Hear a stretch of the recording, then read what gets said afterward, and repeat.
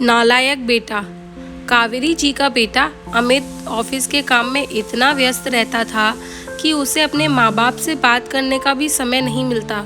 और अगर कभी कावेरी जी आगे बढ़कर उसे कहती कि बेटा 2 मिनट हमारे पास बैठ जाया कर, तो बस तुनक कर यही जवाब देता, माँ मेरे पास इतना फालतू का समय नहीं है जो आपके पास बैठूं। मुझे ऑफिस का भी बहुत काम रहता है, ऑफिस का अभी बहुत काम करना है। कावेरी जी बेचारी मन मसोक कर रह जाती और यही सोचती कि उनके पति भी बड़े पद पर कार्यरत थे। उनके ऊपर तो ऑफिस और परिवार दोनों की जिम्मेदारी थी। फिर भी वह हमेशा उसे और बच्चों को समय देते थे और प्यार से बातें करते थे। बेटा तो बेटा, बहू भी सीधे मुंह बात करना तो दूर, बस यही जताती रहती कि बच्चों को पढ़ाना और संभालना कितना मुश्किल होता है, फालतू का समय नहीं है। कभी कभी तो बेटे मोनू की परीक्षाओं के समय अपने पति से कहती कि अपने माँ बाप को उनके घर छोड़ आओ, मेरे बेटे के कम नंबर आए तो मुझसे बुरा कोई नहीं होगा।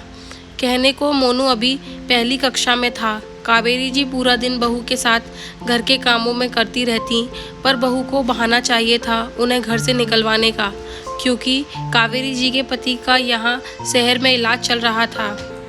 रोज़ रोज़ उनसे इतनी दूर आना संभव नहीं था, इसलिए वह बेटे के घर कुछ दिन के लिए आए हुए थे। कावेरी जी बेचारी आंखों आंसू भरकर रह गईं। अब उनके भी घुटनों में भी काफ़ी तकलीफ रहती थी, ठीक से चल फिर भी नहीं सकती थी। फिर भी अपनी बहू का काम में पूरा हाथ बटाती, लेकिन बहू को अपने सास ससुर फूटी आँख न सुहाते। कभी कभी कावेरी जी का मन बहुत उदास हो जाता तो उनका मन पोते के साथ खेलने को करता।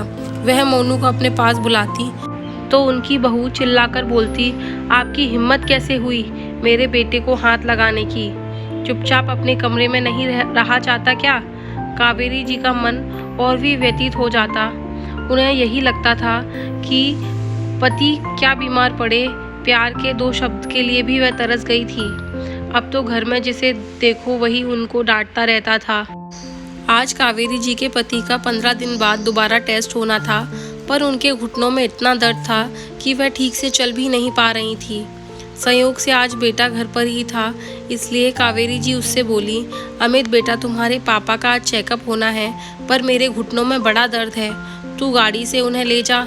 अमित क्या माँ, एक ही छुट्टी मिली है आराम करने के लिए और आप इस दिन भी चैन से नहीं बैठने देती। रिक्शा करके चले जाओ, कौन सा आपको पैदल चलना है? अमित गुस्सा करते हुए बोला और दोबारा अपने कमरे में चला गया। तभी कावेरी जी की बहू रसोई से चिल्लाते हुए बोली, अजी सुनते हो, मुझे पार्लर जाना है, गाड़ी से छोड़ आओ, बाहर धूप बहुत तेज है। हाँ बेबी, मैं अभी गाड़ी निकालता हूँ, तुम तैयार होकर आ जाओ।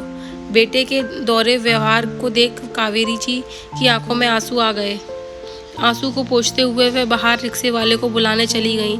दूर दूर तक कोई ऑटो रिक्शा नजर नहीं आ रहा था। कावेरी जी लंगड़ा लंगड़ा कर पैदल ही रिक्शे वाले को देख रही थी। तभी पीछे से घंटी की आवाज़ सुनाई दी तो वह रुक गईं। उनके पास एक रिक्शा वाला आकर रुका और बोला, अरे माँ जी, लगता है आपके पैरों में बहुत तकलीफ है, बताइए कहाँ जाना है, आपको मैं छोड़ देता हूँ। बस भैया, मेरे पति को मुझे टेस्ट करवाने जाना है, अगर तुम हमें वहाँ तक छोड़ दोगे तो तुम्हारी बड़ी कृपा होगी। कावेरी जी ने उनके आगे हाथ जोड़ दिए।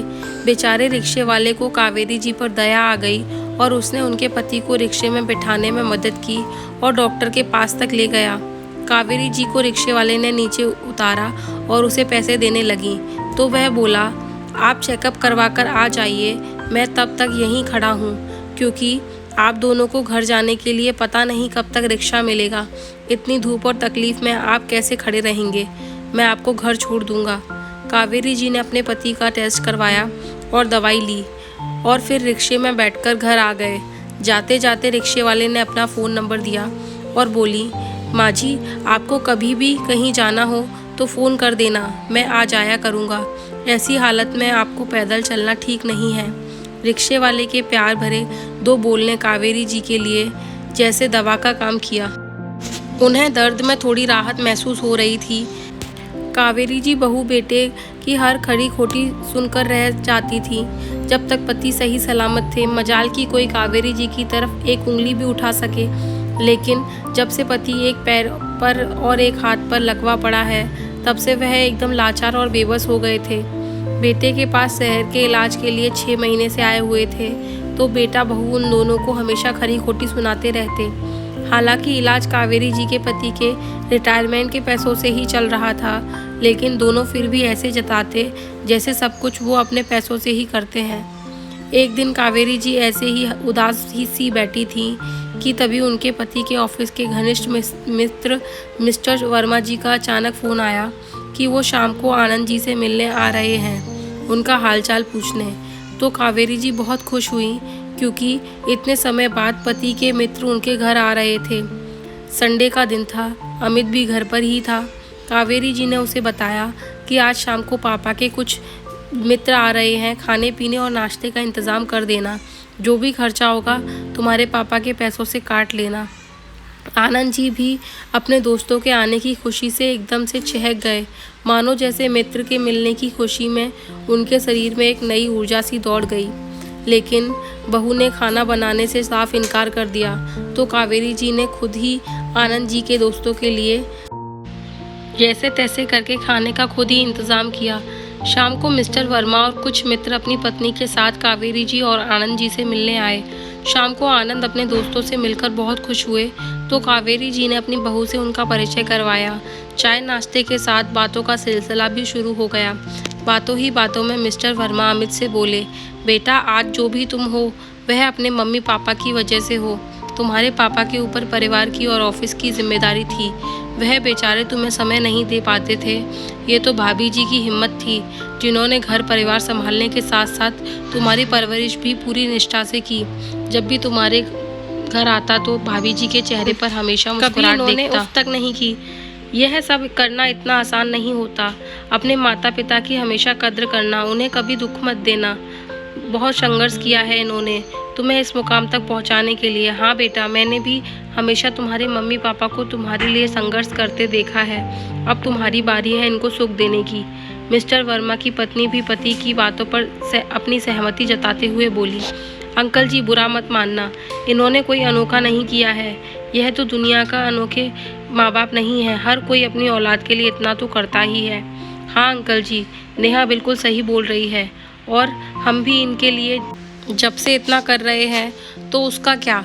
अपने बहू बेटे की बातें सुनकर कावेरी जी की आंखों में आंसू आ गए, पर सबके सामने वह अपने को कमज़ोर नहीं साबित करना चाहती थी, इसलिए अपने पल्लू से आंसू पोंछ डाले और मेहमानों के सामने बोली, हाँ भाई साहब, अमित बहुत अच्छा बेटा है, हमारा बहुत ख्याल रखता है, हमें किसी चीज़ की कोई कमी नहीं होने देता है।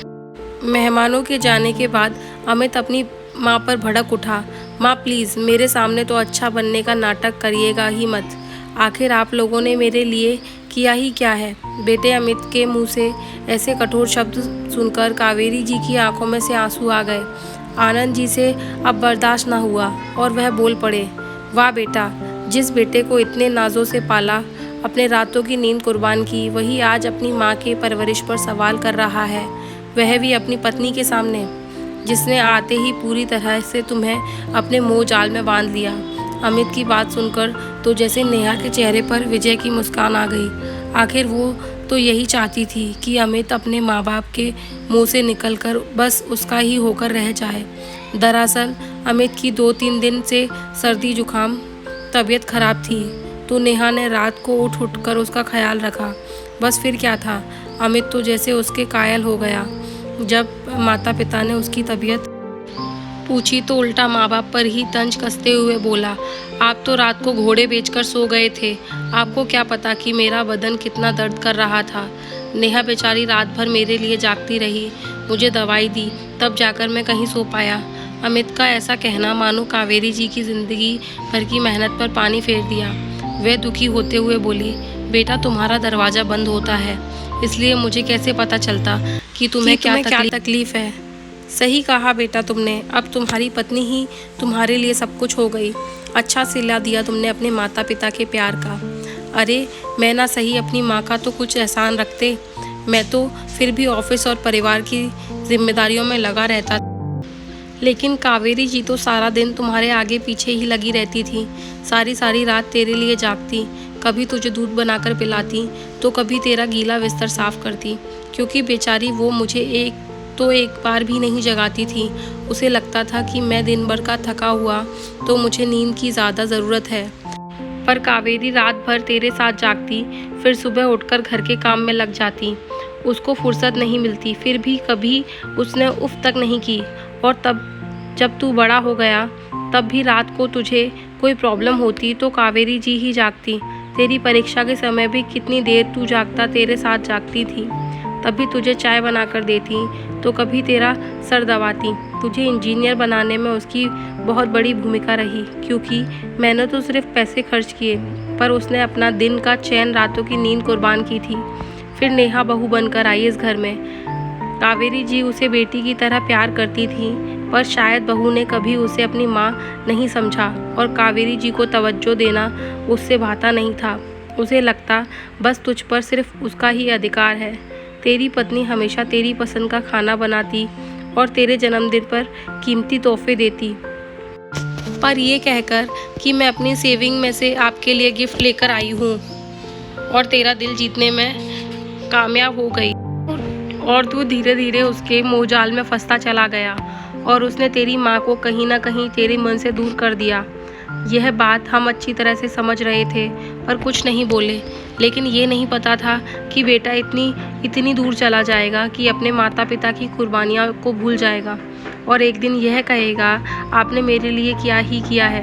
अभी सुबह कावेरी जी चाय नाश्ता लेकर तेरे कमरे में आई तो तूने क्या बोला कि आप नाश्ता रख कर चली जाओ, हम बाद में खा लेंगे। नेहा बेचारी रात भर सोई नहीं, उसे नींद पूरी करने दो। कल की आई पत्नी की इतनी चिंता, और जिस माँ ने अपनी नींद की कभी परवाह न करके तुझे इतना बड़ा किया और काबिल बनाया, उसके सारे प्रयासों को एक पल में तूने नकार दिया। सच ही कहा है किसी ने, जब अपना सिक्का ही खोटा हो तो किसी और से क्या शिकायत करना। लेकिन अब पानी सर से ऊपर जा चुका है। आनंद जी बोले, मैं अपनी पत्नी का और अपमान बर्दाश्त नहीं करूँगा। तो उन्होंने बहू बेटे को अपना फैसला सुना दिया। बेटा, तुम्हें तुम्हारी पत्नी और अपनी खुशहाल ज़िंदगी मुबारक हो। हम अब यहाँ से जाना चाहते हैं। हाँ ससुर जी, बहुत पते की बात कही आपने। अरे, दूसरों के घरों में नौकरों की तरह रहने से अच्छा है कि अपने घर में रहो। बहू बेशर्म की तरह मुस्कुराते हुए बोली, चलो देर से ही सही पापा, लेकिन आप लोगों ने से मेरी जान तो छूटी, वरना मुझे खुद आपको गांव छोड़कर आना पड़ता। बेटे की बातें सुनकर दोनों की आंखों में से आंसू तैर गए और चुपचाप दोनों पति पत्नी अपना सामान समेटकर गांव की ओर चल दिए। बेटे बहू ने उनका इतना अपमान किया था कि वह अपमान उनसे बर्दाश्त नहीं हो पा रहा था। एक दिन ऐसे ही सोए कि अगले दिन उठे ही नहीं। खबर मिलते ही दोनों पति पत्नी तुरंत पहुंच गए। सारे क्रियाक्रम खत्म होने के बाद अमित वापस उस घर को बेचकर अपने शहर जाना चाहता था, इसलिए वह कीमती चीज़ों को इकट्ठा कर रहा था। उसने अपने पापा की अलमारी खोली। बहुत बार पापा की यह अलमारी खोलकर उसने देखने की कोशिश भी की थी, मगर पापा कभी भी उस अलमारी की इस डोर को हाथ नहीं लगाने देते थे। लेकिन आज उनके जाने के बाद उसे यह मौका मिल ही गया। उसने जैसे ही अलमारी की डोर खोली तो आश्चर्यचकित रह गया।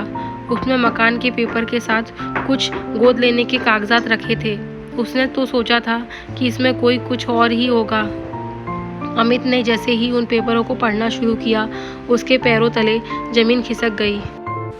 आज से 20 साल पहले उन्होंने अमित को एक अनाथालय से गोद लिया था। पढ़ते पढ़ते उसकी आंखों में से झरझर आंसू बहने लगे और उसका शरीर बेजान सा हो गया। उसके हाथ से पेपर छूटकर ज़मीन पर गिर पड़ा। अमित की ऐसी हालत देख जब नेहा ने पेपर उठाकर पढ़ा तो वह भी आश्चर्यचकित रह गई। उन्होंने अपनी सारी जायदाद, गहने अमित और उसकी पत्नी के नाम कर दिए थे। अमित को तो ऐसा लग रहा था कि यह धरती फट जाए और वह उसमें समा जाए। ये क्या कर दिया मैंने, जिस माता पिता ने इस अनाथ को एक नया जीवन दान दिया, मेरी खुशियों के लिए अपनी हर इच्छा को एक तरफ रख दिया, अपने दिल में इस अनाथ को जगह दी। उन्हें मैं 4 दिन अपने घर में जगह नहीं दे पाया, जिन्होंने अब तक अपने हिस्से का निवाला भी सबसे पहले मुझे खिलाया। उन्हें मैं 2 वक्त की रोटी भी सही से नहीं खिला पाया। धिक्कार है मुझ जैसे बेटे पर। अमित पश्चाताप की अग्नि में इतना जल रहा था कि वह खुद से भी नज़रें नहीं मिला पा रहा था। वहाँ से उठकर अपने मम्मी पापा की तस्वीर के आगे हाथ जोड़ घुटने टेक कर माफ़ी मांगने लगा। मम्मी पापा, मुझे माफ़ कर दीजिए, मुझसे बहुत बड़ी गलती हो गई। पापा, मैं कभी आप लोगों के प्रति बेटे का फ़र्ज़ नहीं निभा पाया।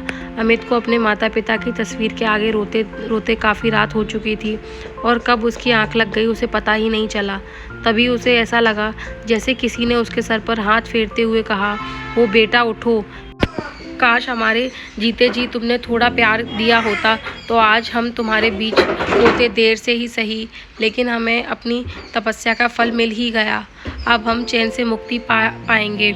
अमित अचानक से चौंकते हुए उठा तो देखा सामने कोई नहीं था, लेकिन उसे एहसास था कि वह उसके माता पिता ही थे, क्योंकि उसे अभी भी अच्छे से याद है कि उसकी माँ बचपन में ऐसे ही उसके सिर पर हाथ फेरती थी।